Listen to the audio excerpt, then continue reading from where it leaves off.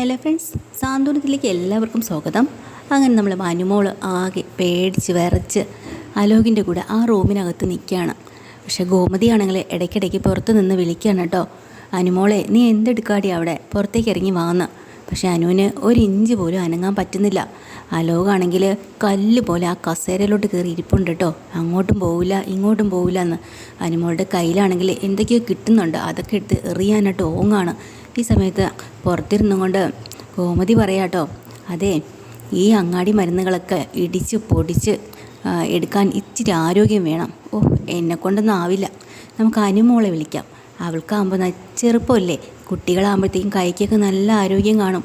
അപ്പോൾ അല്ലെങ്കിലും അവൾ ഓരോ കാര്യങ്ങളൊക്കെ ചെയ്യുമ്പോൾ തന്നെ കണ്ടിട്ടില്ലേ, നല്ല ആരോഗ്യത്തോടു കൂടിയാണ് ചെയ്യുന്നതെന്ന്. അനുമോളെ ഏൽപ്പിച്ചാൽ അവൾ നന്നായിട്ട് ഇതിനെ ഇടിച്ച് പൊടിച്ചെടുക്കും എന്ന് പറഞ്ഞിട്ട് അനുമോളെ ഇങ്ങനെ വിളിച്ചതെന്ന് പറയട്ടെ. സുകന്യെ, അനുമോളെ ഒന്ന് വിളിക്കാവോ? അയ്യോ ചേച്ചി, അനുമോളെ ഇപ്പോൾ വിളിക്കണോ? അതെന്താ, അവൾ പഠിച്ചുകൊണ്ടിരിക്കുമല്ലേ, അവിടെ ഇരിക്കട്ടെ. എന്നാൽ ഒരു കാര്യം സുകന്യ, ഒരു കാര്യം ചെയ്യും, വാ, ഈ പലഹാരമൊക്കെ എടുത്ത് കഴിക്കുക. അത് ഞാൻ കഴിച്ചോളാം. അനുവിനെ എത്ര നേരം കൊണ്ട് ഞാൻ വിളിക്കണമെന്നറിയോ? അവൾ എന്തെടുക്കാമെന്ന് എനിക്കറിയില്ല. അതിനകത്ത് എന്തെങ്കിലും വാങ്ങിക്കൊണ്ട് വന്നാൽ എല്ലാവരും കൂടെ ഒരുമിച്ചിരുന്ന് കഴിക്കുന്നതല്ലേ അതിൻ്റെ സന്തോഷം. അതുകൊണ്ടല്ലേ ഞാൻ ഇങ്ങനെ കിടന്ന് വിളിക്കുന്നത്. ചേച്ചി ആ ഇലയുടെ ഇങ്ങി തന്നേരെ, ഞാൻ അവൾക്ക് കൊണ്ട് കൊടുത്തോളാം. അവളവിടെ പഠിച്ചുകൊണ്ടിരിക്കുമ്പോഴത്തേക്ക് എന്തിനാണ് ശല്യം ചെയ്യണത്? അവൾക്ക് എക്സാം എന്ന് പറയുമല്ലേ. അപ്പം മീനാക്ഷി പറയാം, എന്തോന്ന് എക്സാം, അവൾ അത്യാവശ്യം പഠിക്കുന്ന കുട്ടിയൊക്കെ തന്നെ. ഇങ്ങനെ ഇരുന്ന് പഠിക്കേണ്ട കാര്യമൊന്നുമില്ല. ഒരു 5 മിനിറ്റ് എല്ലാവരുടെയും കൂടെ വന്നിരുന്ന് ഭക്ഷണം കഴിക്കുകയും സംസാരിക്കുകയും കളി പറയുകയും ചിരിക്കുകയൊക്കെ ചെയ്യുന്നതുകൊണ്ട് ഒരു കുഴപ്പമില്ല. ഞാൻ പോയി വിളിച്ചിട്ട് വരാം. വേണ്ട, അവിടെ ഇരുന്നോ, ഒന്നും വേണ്ട, ഞാൻ വിളിക്കാം. അവൾ പഠിച്ചോട്ടെ, കുറച്ച് കഴിഞ്ഞ് കഴിക്കാം. അല്ലെങ്കിൽ തന്നെ ഇവൾക്കാണെങ്കിൽ അങ്ങ് പേടിച്ചിട്ട് വയ്യാട്ടോ സുകന്യയ്ക്ക്. അകത്ത് ആലോകം നിൽക്കുമല്ലേ. അപ്പോൾ പെട്ടെന്ന് തന്നെ അനുമോളെ ഇതെല്ലാം പൊടിക്കാൻ വേണ്ടി വിളിക്കണമെന്ന് വീണ്ടും വിളിക്കുക. അനുമോളാണെങ്കിൽ അകത്തുനിന്ന് ആകെ ടെൻഷൻ, തുറന്നു പോകാനുള്ള പേടിയുണ്ടാ. അപ്പോൾ സുകന്യ പറയണ, ചേച്ചി ഇങ്ങ് തന്നേരെ, ഞാനിത് ഇടിച്ച് പൊടിച്ചു തരാം. ആണോ സുകന്യയോ? അതിനെന്താ, ദേവിക്ക് വേണ്ടി ചെയ്യുന്നുണ്ട്, എനിക്കെന്തെങ്കിലും ബുദ്ധിമുട്ടുണ്ടോ? ഒരു ബുദ്ധിമുട്ടുമില്ല. പിന്നെ പഠിക്കുന്ന കുട്ടികളെ ബുദ്ധിമുട്ടിക്കുന്നതിനാ, അവളിരുന്ന് പഠിച്ചോട്ടെ, അതിങ്ങി തന്നേരെ. അങ്ങനെ ആ പച്ചല മരുന്നുകളെല്ലാം വാങ്ങി അകത്ത് കൊണ്ടുപോയി കിച്ചണിലേക്ക് ഒരു ഒറ്റ കിടക്കാട്ടോ. ഉള്ള ദേഷ്യം കാരണം പണിയെടുക്കേണ്ടി വന്നില്ലേ. നാശം പിടിക്കാനായിട്ട്. ഈ പച്ചല മരുന്നുകളെല്ലാം കൂടെ ഇടിച്ച് പൊടിച്ച് ദേവിയുടെ അണ്ണാക്കിനകത്തോട്ട് കയറ്റി വച്ച് കൊടുത്തല്ലാതെ ഇനി സമാധാനം വരില്ല അവർക്ക്. നാശം പിടിക്കാൻ ഏത് നേരത്താണാവോ, ഇനി ഇതൊക്കെ ഞാൻ ചെയ്യണമല്ലോ ദൈവമേ എന്നും പറഞ്ഞിട്ട് സുകന്യ അതെല്ലാം ഇടിച്ച് പൊടിക്കട്ടോ. അപ്പം എന്നിട്ട് അകത്ത് നിന്നും കൊണ്ട് നമ്മൾ അലോക് പറയാണ്, എടി അനു, നിനക്ക് വേണമെങ്കിൽ നീ പൊക്കോ, പുറത്തേക്ക് പൊക്കോ, ഞാൻ വേണമെങ്കിൽ പൊക്കോളാം. അതാണ് നല്ലത്. അലോകെ, നീ പോ. ഞാനേ എങ്ങനെയെങ്കിലും ഞാൻ ഇവിടുന്ന് ഇറങ്ങി മീനാക്ഷി ചേച്ചിയും അവിടെ ഏട്ടത്തിയൊക്കെ ഒന്ന് മാറ്റി നിർത്താം. ഞാൻ എന്നിട്ട് അടുക്കള വാതിൽ തുറന്നിടാം. നീ അതുവഴി ഇറങ്ങിപ്പൊക്കോ, ആരും കാണില്ല. ദയവ് ചെയ്ത് നീ ഇവിടുന്ന് പോകണം. നിനക്ക് പോകാനുള്ള സൗകര്യം ഞാൻ ഒരുക്കി തരാം. അവരാരെങ്കിലും കണ്ടാൽ ആകെ കുഴപ്പമാവും. അപ്പോഴുടനെ അലോക് പറയാണ്, ഞാൻ എങ്ങനെ പോണത്? ഞാൻ നിൻ്റെ കാല് പിടിക്കാനോ? ഞാൻ പോകാം, കുഴപ്പമൊന്നുമില്ല. പക്ഷേ നീ എന്നോട് ഇഷ്ടമാണെന്ന് പറയണം. എന്നോട് ഒരു വൈരാഗ്യം ഇല്ലയെന്ന് നീ പറയണം. നിന്നോടോ ഇത്രയും ചതി ചെയ്ത നിന്നെ ഞാൻ എന്നെ സ്നേഹിക്കാനോ? എൻ്റെ ജന്മത്തിന് പറ്റില്ലടാ പട്ടി, ഇറങ്ങിപ്പോടാ നീ അങ്ങോട്ട്. നാണോ ഇല്ലാതാവും വീണ്ടും എൻ്റെ മുന്നിൽ വന്നത്. നീ ഇങ്ങനെ അഭിനയിക്കുന്നോ? നിനക്ക് എങ്ങനെയാടാ തോന്നുന്നത് എനിക്കിങ്ങനെ അഭിനയിക്കാൻ? അത് ശരി, അപ്പോൾ ഇവൾ അമ്പിനും വില്ലിനും അടുക്കില്ലല്ലേ? എന്തായാലും എന്നെയും നിന്നെയും കൂടെ ഈ മുറിക്കകത്ത് വെച്ചിട്ട് പിടിക്കട്ടെ. മനസ്സിൽ ഓർക്കാണ് കേട്ടോ, ആരെങ്കിലും കണ്ടുപിടിക്കട്ടെ. അതാകുമ്പോഴത്തേക്കും നീ എന്നെ വേറെ ഒരുത്തനും കെട്ടില്ല, ഞാൻ തന്നെ കെട്ടും. ദേവമംഗലത്തെ വീട്ടിനകത്ത് നിന്ന് അലോകിനെയും അവിടുത്തെ പെണ്ണിനെയും കൂടെ ചേർത്ത് പിടിച്ചാൽ എന്താവും നടക്കുക? അതങ്ങനെ തന്നെ നടക്കുന്നതാണ് നല്ലത്. പിന്നെ അനു, ഞാൻ പോവില്ല, ഞാൻ നിൻ്റെ കാല് പിടിക്കാമെന്ന് പറഞ്ഞു എന്നും പറഞ്ഞു ഓടിപ്പോയി അനുവിൻ്റെ കാലിൽ പിടിക്കുകയാണ്. മാറണം അങ്ങോട്ട്, നീ എന്ത് പണിയാണ് കാണിക്കുന്നത്? നീ എൻ്റെ കാല് പിടിച്ചാലും ശരി, നീ എന്ത് ചെയ്താലും ശരി തന്നെ, എനിക്ക് നിന്നെ ഇനി സ്നേഹിക്കാനാവില്ല. ഞാൻ നിന്നെ മനസ്സുകൊണ്ട് വെറുത്ത് കഴിഞ്ഞു. അനു പ്ലീസ് അനു, നീ അങ്ങനെ പറയാൻ ഞാൻ ഇവിടുന്ന് പോവില്ല എന്നും പറഞ്ഞിട്ട് ആ കസേര കയറി വീണ്ടും ഇരിപ്പ് തുടങ്ങിയിട്ട് അനുവിനങ്ങോട്ട് ദേഷ്യം വരുന്നു, സങ്കടമോ എന്തൊക്കെയോ വരുന്നു. ഇപ്പോൾ ഡോറ് തുറന്ന് പുറത്തിറങ്ങാനും പറ്റുന്നില്ല. അപ്പോൾ ഇതിനിടയ്ക്ക് അപ്പുറത്തെ വീട്ടിലെ അച്യുതൻ ഇന്നെന്തോ സർട്ടിഫിക്കറ്റിൻ്റെ കാര്യം ലൈസൻസിൻ്റെയൊക്കെ ശരിയാക്കാൻ വേണ്ടി പോകണമായിരുന്നല്ലോ. അപ്പോൾ അതിന് വേണ്ടിയിട്ട് അലോക് പോയിട്ടുമില്ല. ആ കാര്യങ്ങളൊക്കെ പറയാനും അലോകിനെ കൊണ്ട് ചില കാര്യങ്ങൾ ചെയ്തെടുക്കാനും വേണ്ടിയിട്ട് നമ്മുടെ അച്യുതൻ നേരെ വീട്ടിലേക്ക് വരുവാണ്. അവിടെ വന്നിട്ട് പലതവണ അലോകിനെ വിളിക്കുക കേട്ടോ. അപ്പോൾ അലോക് അവിടെയൊന്നും കാണുന്നില്ല. രാജശ്രീ നന്ദിത ഇറങ്ങി വരുന്നുണ്ട്. രാജശ്രീ, അലോക് എന്തേ? ആലോക് ഇവിടെ ഉണ്ടായിരുന്നു, പക്ഷേ ഇപ്പം കാണുന്നില്ല. അതാ ഞാൻ ചോദിച്ചത്. അവനെ വിളിച്ചിട്ട് അവനിത് എവിടെ ചെന്ന് കിടക്കുക, എനിക്ക് ഒരു പിടുത്തവും കിട്ടുന്നില്ല. അത്യാവശ്യമായിട്ട് ഇന്ന് അവന് എൻ്റെ കൂടെ വരേണ്ടതായിരുന്നു, എന്നിട്ട് അവൻ വന്നില്ല. അവനെ കാണേണ്ട കാര്യമുണ്ട് രാജശ്രീ, അതുകൊണ്ടാണ് പറയുന്നത്. ഇവനിത് എവിടെ പോയി? നന്ദിതേട്ടി ആലോകിനെ കണ്ടിരുന്നാ? ഞാൻ കണ്ടില്ലല്ലോ. അവനിവിടെയൊന്നും ഇല്ലേ? എവിടെ പോവാനാ? എനിക്കറിയില്ല, ഒരു ആവശ്യത്തിന് ഒരുത്തനെ വിളിച്ചാലും കിട്ടില്ല എന്നും പറഞ്ഞ് അച്യുതൻ അങ്ങോട്ട് ചാടി തുമിക്കാൻ തുടങ്ങിട്ടോ.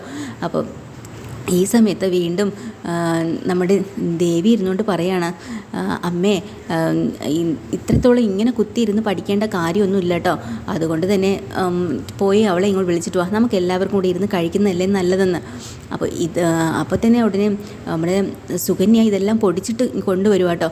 അപ്പോൾ സുകന്യ മനസ്സിൽ വിചാരിക്കുന്നുണ്ട്, ഇവരെങ്ങനെയെങ്കിലും മാറ്റി അങ്ങോട്ട് നിർത്തിക്കഴിഞ്ഞാൽ അടുക്കളയിൽ നേരെ ചെന്ന് അതിനകത്ത് ചെന്ന് കയറിയാലേ ഇവർക്ക് മീനാക്ഷിക്ക് സംശയം തോന്നും.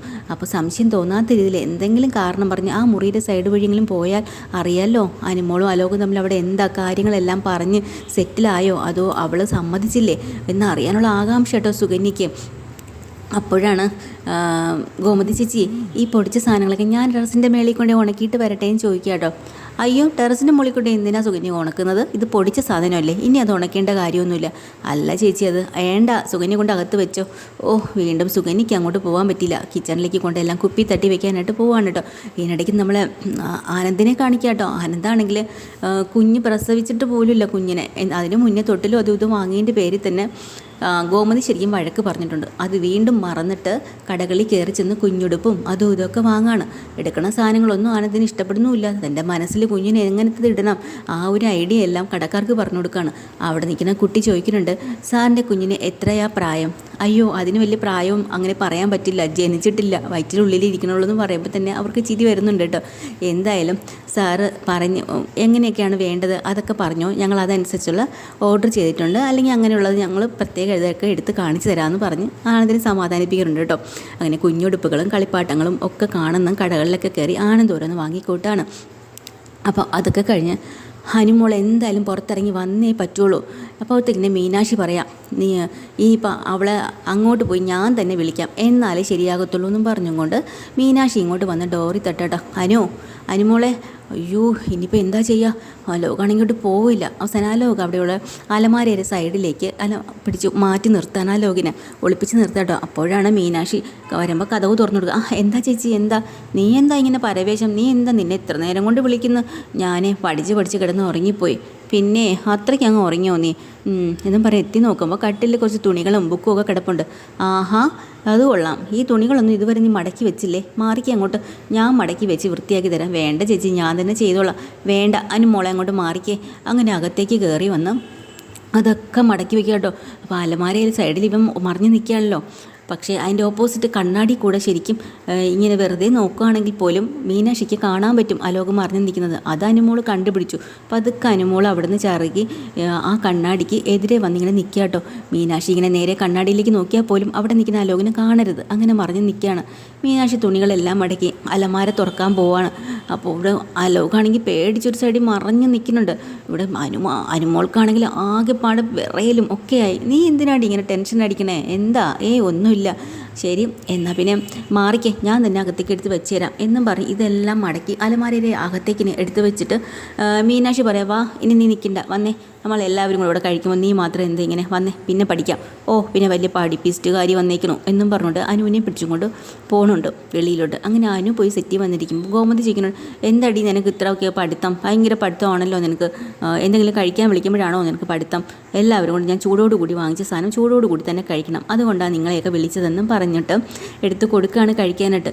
പക്ഷേ അനുമോൾക്കാണെങ്കിൽ ഒരു ബോധവും ഇല്ല കേട്ടോ. എന്താ ചോദിക്കണേ, എന്താ പറയണതെന്ന് വേറെ വിപരീതമായിട്ടാണ് ഓരോന്ന് അനുമോൾ പറയണം. കാരണം ടെൻഷൻ. ഇപ്പം മീനാക്ഷിയും എല്ലാവരും ചോദിക്കുകയാണ്, നീ എന്താ ഇങ്ങനെ എന്തൊക്കെയാണ് ഈ പറയണത്? നീ ചോദിക്കണതിനല്ലല്ലോ നീ മറുപടി പറയണത്. അപ്പോൾ അല്ല, അത് പരീക്ഷയുടെ ടെൻഷൻ കൊണ്ടാ. എന്ത് ടെൻഷൻ? ഇത്രയും കാലം ഇല്ലാത്തൊരു ടെൻഷൻ. നീ പഠിക്കുന്ന കുട്ടി തന്നെയല്ലേ, പിന്നെന്താ? അതിനിപ്പോൾ അല്ല, അത് എക്സാമിങ് എത്തിയില്ലേ, അതിൻ്റെ ടെൻഷൻ. ഒന്നുമല്ല, ഇത് വേറെ എന്തോ ആണ്. ഇതിനിടയ്ക്ക് സുകന്യയും മറുപടി പറയുക കേട്ടോ. അപ്പോൾ സുകന്യയാണെങ്കിൽ സുകന്യയുടെ മുഖത്തൊരു പരിങ്ങലുണ്ട്. ഇത് നമ്മുടെ മീനാക്ഷി കണ്ടുപിടിക്കുകയാണ്. മീനാക്ഷിക്ക് അല്ലെങ്കിലും ഇവരെ സൈഡിലൊരു ചെറിയ സംശയം ഉണ്ടല്ലോ. അപ്പോൾ തന്നെ അനുമോൾക്ക് ഭയങ്കര പരിങ്ങലാട്ടോ. അപ്പോൾ അനുമോൾ എന്താ പ്രശ്നം എന്താ നിങ്ങൾ ഒന്നുമില്ല എന്നിങ്ങനെ പറയാട്ടോ. പെട്ടെന്നാണ് നമ്മുടെ അച്യുതനോട് രാജശ്രീ പറയാണ്, അച്യുതേട്ടാ അലോക് ഇതുവരെ വന്നില്ല, കണ്ടില്ല, അലോകിൻ്റെ ഫോണിലേക്ക് ഒന്ന് വിളിക്കാൻ. അങ്ങനെ അച്യുതൻ അലോകിൻ്റെ ഫോണിലേക്ക് ഫോൺ വിളിക്കാട്ടോ. അപ്പോൾ അവിടെ ഇരിക്കുന്ന ഫോൺ അങ്ങ് റിങ് ചെയ്യാണ് ബെഡ്റൂമിനകത്ത്. പക്ഷേ അനുമോളുടെ ഫോണിൻ്റെ റിങ് അല്ല. അപ്പോൾ ഉടനെ ദേവി ചോദിക്കുന്നുണ്ട്, അവിടെ ഫോൺ അടിക്കുന്നത് അനുമോളെ, നിൻ്റെ ഫോണിൻ്റെ റിങ് ട്യൂൺ നീ മാറ്റിയോ?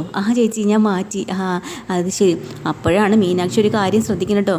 അനുമോളെ, നിൻ്റെ ഫോണാണോ അവിടെ ബില്ലടിക്കുന്നത്? അതെ, എൻ്റെ ഫോണാണ് ചേച്ചി. ഉറപ്പാണല്ലോ അല്ലേ? അതെ ഉറപ്പാണ്. അതോ വേറെ ആരുടെയെങ്കിലും ആണോ?